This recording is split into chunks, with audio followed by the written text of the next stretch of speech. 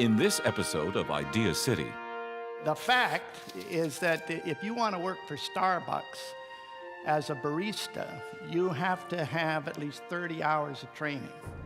But you can become a lawmaker in the Parliament of Canada or in your legislature without 1 hour of training in lawmaking or much else.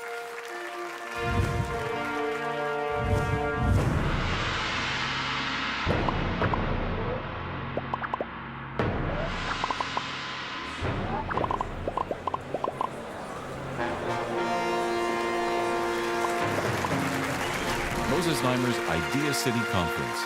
Ideas change the world.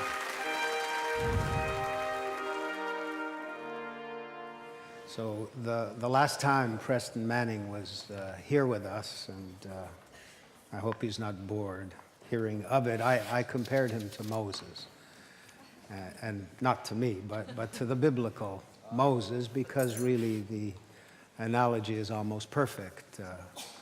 Preston, armed only with a burning idea, Western alienation, and powered by a burning passion to somehow cut down that power of big central Canadian government, started a little grassroots movement, saw it gain momentum, acceded to power in the form of being the formal opposition, and eventually that, in turn, gained government, except not with him at the helm of the two parties that he created, the Reform Party and the Alliance. That role fell to, I guess, Stephen Harper playing Joshua. And while Mr. Harper has validated Preston's work, Preston is not quite as close to power as some people might expect. Despite that, he continues to advocate, he continues to educate, and he comes here from time to time to tell us what's on his mind. It's very nice of you to come back. Thank you very much.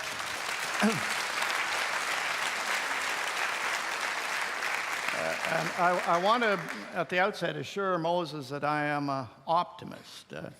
I'm a Canadian optimist, of course, which has been defined as someone who thinks things could be worse. But I'm an optimist. I'd like to begin by citing a fact and raising a question, which will explain a little bit about why I'm here and what I've been doing since I escaped from the House of Commons. The fact is that if you want to work for Starbucks as a barista, you have to have at least 30 hours of training. But you can become a lawmaker in the Parliament of Canada or in your legislature without 1 hour of training in lawmaking or much else. The question that I'd like to ask you is, if you were sitting on your seat in an airplane that was preparing to take off, and the pilots came in, and you heard one of them say to the other, "You know, I've never been in one of these things before. Would you remain in your seat?" And yet, many of our elected officials at the municipal level, provincial level, and the federal level have never set foot in a democratic assembly until after they win an election and are all of a sudden handed some responsibility for piloting the ship of state. So I realize that, speaking to Canadian audiences, that many of us, many of you are disappointed and disillusioned, perhaps even bitterly disappointed with the performance of our political class. You go a long way to find a political conference with the erudition of the ideas that are expressed here, or the communications capacity, or the inspirational capacity. But rather than just complain, or worse yet, disengage from the democratic process altogether, there are certain things that can be done, in my judgment, to raise the caliber and the tenor of our politicos. And one of the things that can be done is to invest in training and preparation for the players in this political business, which would strengthen their knowledge, their skills, their ethical foundation, and their leadership capacities. And a number of years ago, we established this Manning Center for Building Democracy, and that's what its mission is. And what I'd particularly like to talk to you about is some of the things that we're doing to try to provide more training and preparation for political staff, for potential candidates for public office, and for the all-important grassroots political volunteer. The whole object there is to strengthen the knowledge, the skill level, the ethical foundations, and the service capacities of people who advise and serve our elected officials. Get the latest Idea City news instantly. Follow us on Twitter.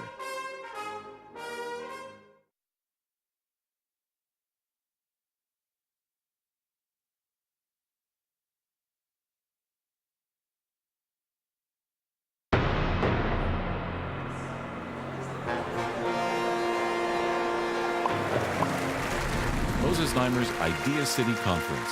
Ideas change the world.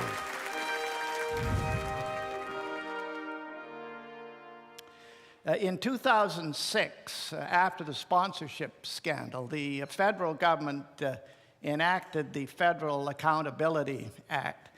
It precludes political staffers and elected federal officials from working for the federal government for 5 years after they leave its employ. One of the unanticipated effects of that act is that senior people are very reluctant to take these political staff positions. So more and more of them are occupied by young people, bright young people, ambitious young people, but very little practical training in the jobs that they're in, very little experience, and very few senior people around to mentor or to guide them. So a few years ago, we established some certificate courses in Ottawa for political staff in political management, the various aspects of political management, mainly to prove that there was a market for that kind of training in Ottawa. And then we were able to put Carleton University together with Calgary oilman and philanthropist Clay Riddell. And the net result was the Riddell Graduate Program in Political Management at Carleton. It's a one-year master's program in this whole discipline of political management. This year, they'll graduate their first 25 students, and fortunately, there's been a good rush of applicants, high-quality applicants for the next year. But this kind of training, the fact that Ottawa's been sitting there for 100 years and this kind of training wasn't there astounds me. But this kind of training needs to be offered to political staffers in every provincial capital and territorial capital and municipal level as well. So we're trying to do some of that. But the whole object there is to strengthen the knowledge, the skill level, the ethical foundations, and the service capacities of people who advise and serve our elected officials. Now, then there's the candidates for public office. And many of these people they're driven by personal political ambition. You better have some ambition if you're going to get into that business. But most of them also have a genuine desire to serve their country or their legislature, their community. And they, too, need training and preparation.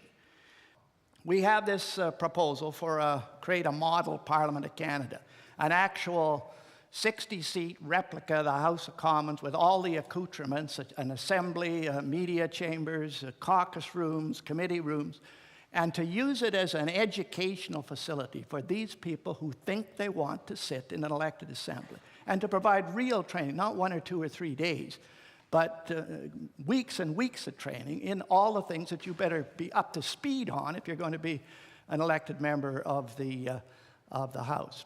And again, what we're trying to do here is just strengthen the knowledge, the skills, the ethical foundations, and the leadership capacities of people who are going to sit in our elected assemblies. They raise money, they run the local campaigns, they have a lot to do with getting out the vote. But there's very little training for these people at all from their parties or from anyone else. Great ideas are meant to be shared. Join the discussion on Facebook.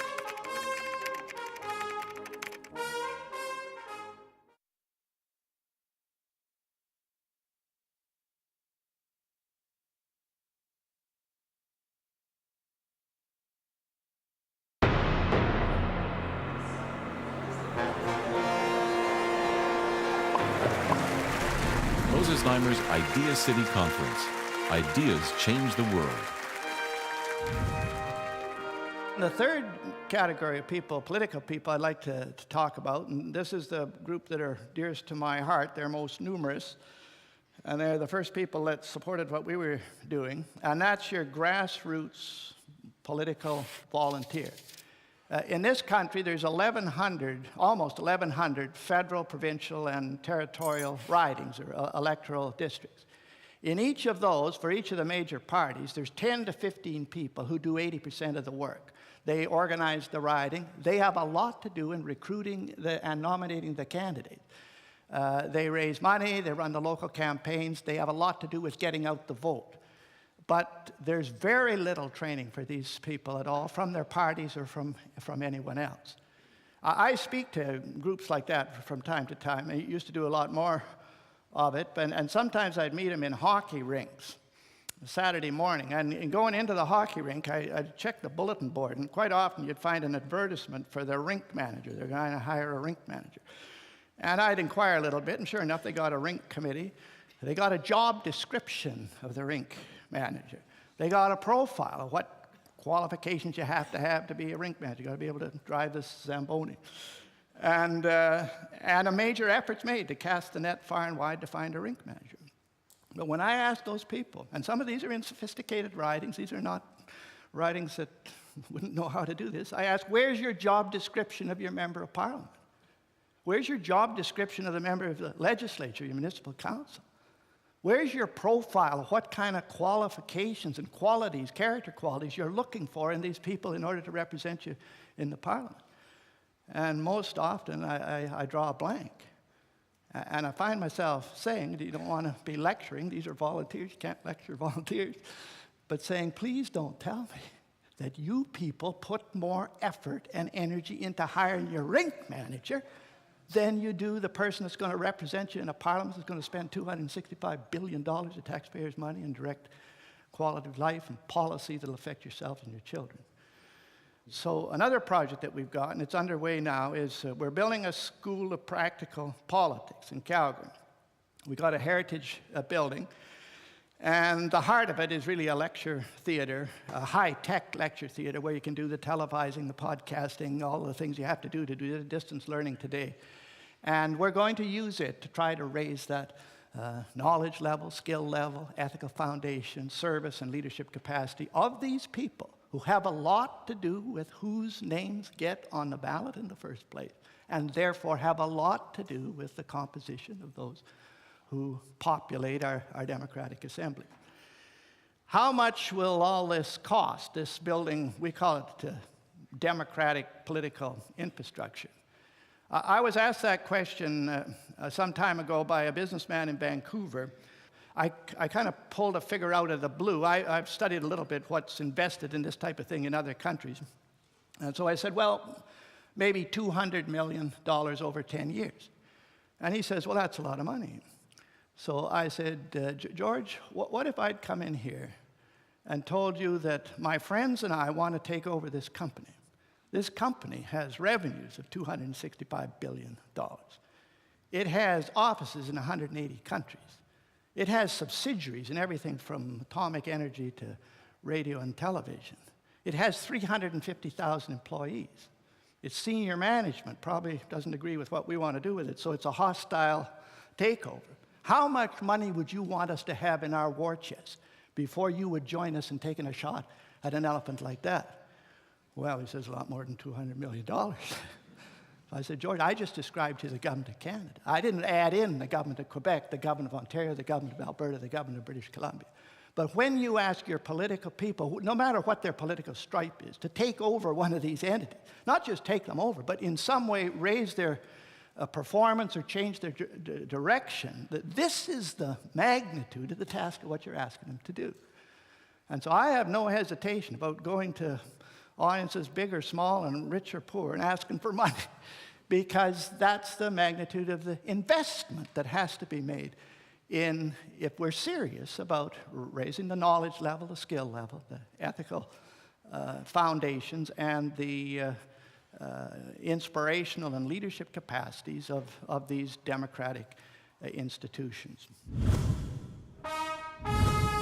Maybe a question I should ask because it may be on your mind.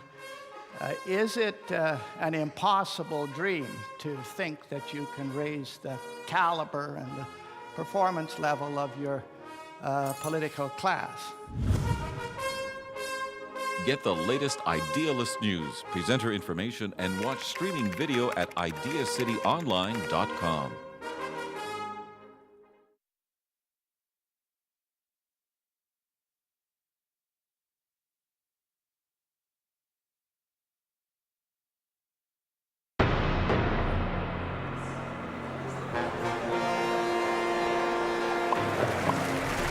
Moses Neimer's Idea City Conference.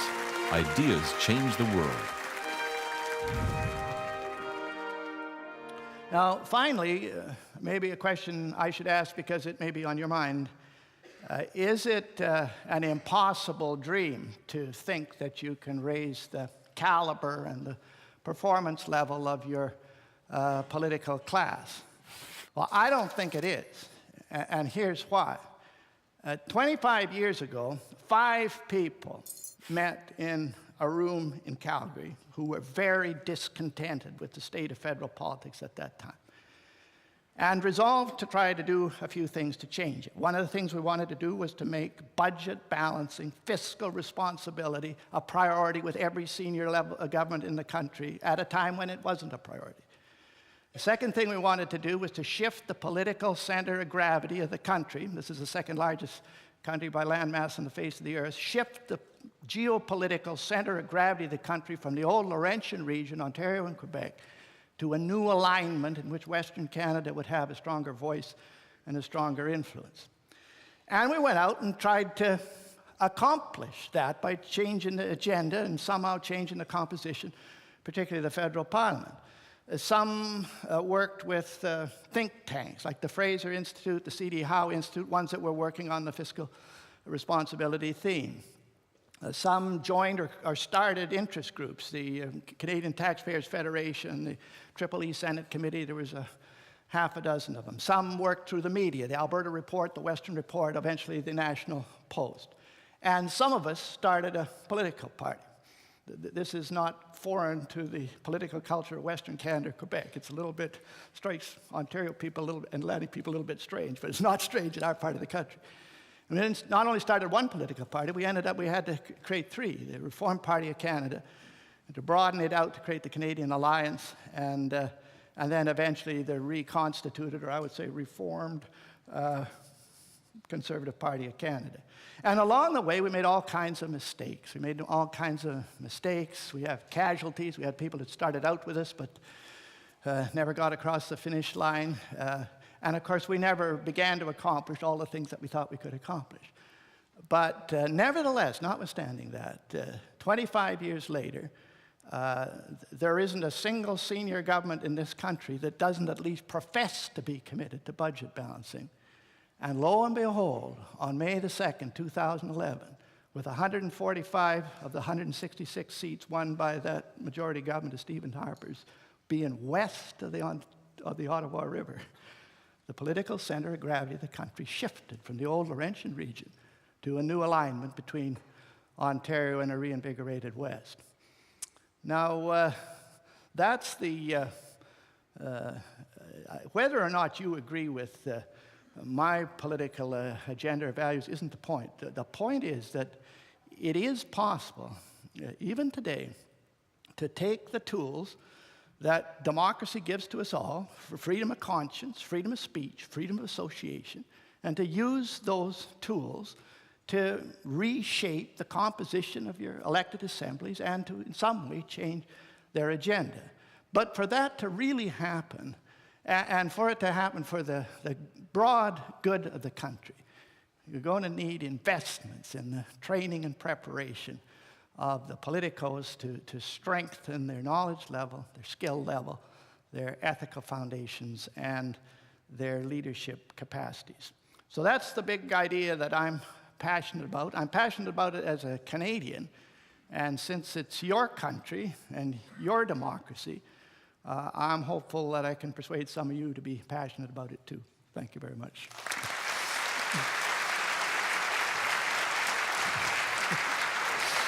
Moses.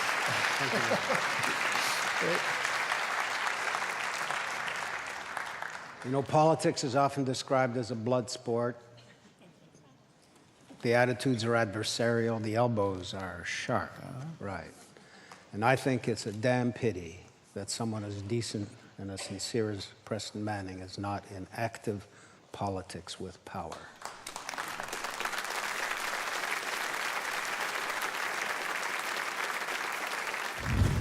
Idea City is a place where ideas come face to face to inspire and give us hope. At this time, our planet needs it most. Idea City is a place. Everybody sing. Where ideas come face to face to inspire and give us hope. At this time, our planet needs it most. Idea City, gotta bring our ideas to Idea City. Where ideas come face to face to inspire and give us hope. At this time, our planet needs it most. Idea City is a place where ideas come face to face to inspire and give us hope. At this time, our planet needs it most. Idea City is a place. Everybody sing. Where ideas come face to face to inspire and give us hope. At this time.